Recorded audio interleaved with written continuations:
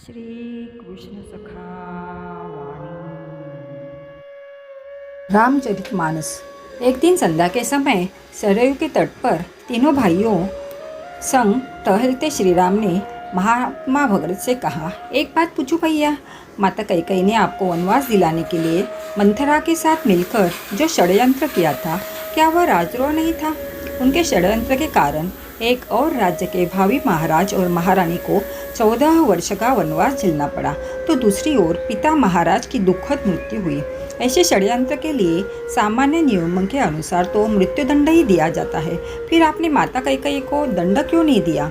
राम मुस्कुराए और बोले, जानते हो भरत, किसी कुल में एक चरित्रवान और धर्मपरायण पुत्र जन्म ले ले तो उसका जीवन उसके असंख्य पीढ़ी के पितरों के अपराधों का प्रायश्चित कर देता है। जिस माँ ने तुम जैसे महात्मा को जन्म दिया, उसे दंड कैसे दिया जा सकता है? भरत संतुष्ट नहीं हुए, कहा, यह तो मोह है भैया, और राजा दंड विधान मोह से मुक्त होता है। एक राजा की तरह उत्तर दीजिए कि आपने माता को दंड क्यों नहीं दिया। समझिए कि आपसे यह प्रश्न आपका अनुज नहीं, अयोध्या का एक सामान्य नागरिक कर रहा है। राम गंभीर हो गए।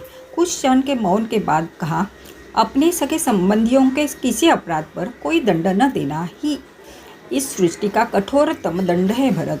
माता कैकेयी ने अपनी एक भूल का बड़ा कठोर दंड भोगा है। वनवास के 14 वर्षों में हम चारों भाई अपने अपने स्थान से परिस्थितियों से लड़ते रहे, पर माता कैकेयी हर क्षण मरती रही।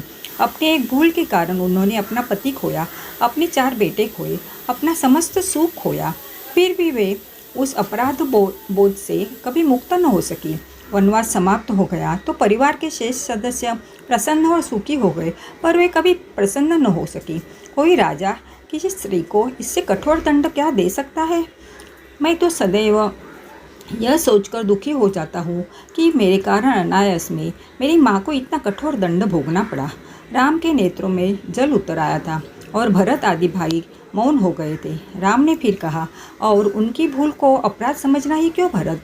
यदि मेरा वनवास न हुआ होता तो संसार भरत और लक्ष्मण जैसे भाइयों को अमृत भातृ प्रेम से कैसे देख पाता? मैंने तो केवल अपने माता पिता की आज्ञा का पालन किया था, पर तुम दोनों ने तो मेरे स्नेह में 14 वर्ष का वनवास भोगा। वनवास न होता तो यह संसार सीखता कैसे कि भाइयों का संबंध होता कैसा है?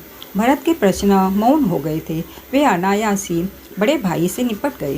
राम कोई नारा नहीं है, राम एक आचरण है, एक चरित्र है, एक जीवन जीने की शैली है। जय श्री राम।